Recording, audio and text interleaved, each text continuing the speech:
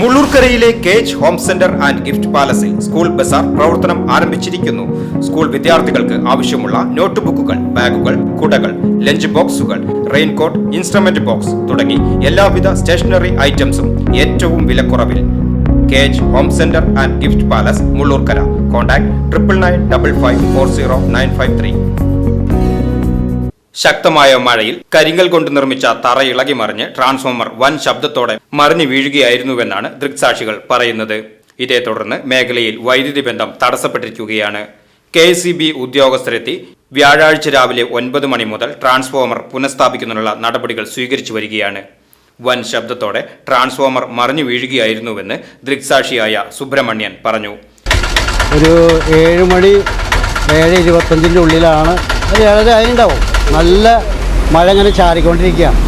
ആ സമയത്ത് നമ്മൾ ആ കടയിൽ ചായ കുടിച്ചുകൊണ്ടിരിക്കുകയാണ്. കുറച്ച് പേരുള്ള ഈ പ്രദേശത്തു നിന്ന് ആൾക്കാരിൽ ഓട്ടോറിക്ഷകളൊക്കെ 2 വണ്ടി, 1 വണ്ടി അവിടെ ഉണ്ടാകുന്നുള്ളൂ. ആ സമയത്താണ് ഇത് അതിഭീകരമായ ശബ്ദത്തോടു കൂടി പൊട്ടിത്തെറി ഉണ്ടായത്. അപ്പോൾ നമ്മൾ വിചാരിച്ചു ട്രാൻസ്ഫോമറിൻ്റെ ചെറിയ പ്രശ്നമാവുമെന്ന്. നോക്കുമ്പോൾ ഇത് വലിയ ശബ്ദത്തോടെ ഉണ്ടായത്. അപ്പോൾ നോക്കുമ്പോൾ ആൾക്കാർക്കൊന്നും അടുത്ത് വരാൻ പറ്റില്ല. ആൾക്കാർക്ക് ഒഴിഞ്ഞു മാറി ഇത്. കാരണം എന്താണ് സംഭവിച്ചതല്ല. അപ്പം ചില ആൾക്കാർ പറഞ്ഞു ട്രാൻസ്ഫോമർ പൊട്ടിത്തെറിച്ചു എന്ന്, ചില ആൾക്കാർ പറഞ്ഞു അത് തറ അടക്കം പോയെന്ന്. പക്ഷെ സത്യത്തിൽ ഇന്നലെ വന്ന് രാത്രി തന്നെ ഞാൻ നോക്കിയപ്പോൾ തറ ഇളകി, ആ തറ മുഴുവൻ, വലിയ ആ പാതുകം മുഴുവൻ ഇളകി തെറിച്ചു പോയി. ട്രാൻസ്ഫോമർ അതിൻ്റെ മുകളിൽ പതിച്ച് ചെരിഞ്ഞ് കിടക്കണമെന്നാണ് കണ്ടത്. അപ്പോൾ ഇതിൻ്റെ ഏറ്റവും വലിയ ബുദ്ധിമുട്ട് ഈ ട്രാൻസ്ഫോമർ പിടിപ്പിച്ചാലോ ഇതിവിടെ നിർത്തിയാലോ ഒന്നൊരു തെറ്റുമില്ല. ഇപ്പോൾ സംഭവിച്ചത് എന്തായാലും നല്ലത് തന്നെയാണ്. ഇനി നാളെ മേലാക്കാൻ സംഭവിക്കാതിരിക്കാനും, നാളെ സംഭവിച്ചു കഴിഞ്ഞാൽ അതിൻ്റെ പരിപാലനം ചെയ്യാൻ വേണ്ടിയുള്ള സൗകര്യങ്ങൾ ആ വഴി കൂടെ ഒന്ന് ഏർപ്പെടുത്തിയാൽ ഈ KEB ജീവനക്കാർക്ക് വളരെ സൗകര്യമായിരിക്കും.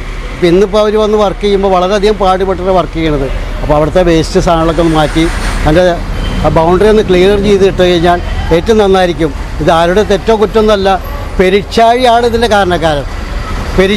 കാരണം പെരിച്ചാഴി മാന്തി തറ ഇരുന്ന് പോയിട്ട് കീഴ്മേൽ മറിഞ്ഞതാണ്. അങ്ങനെയാണ് ഈ വലിയൊരു അപകടം സംഭവിച്ചത്.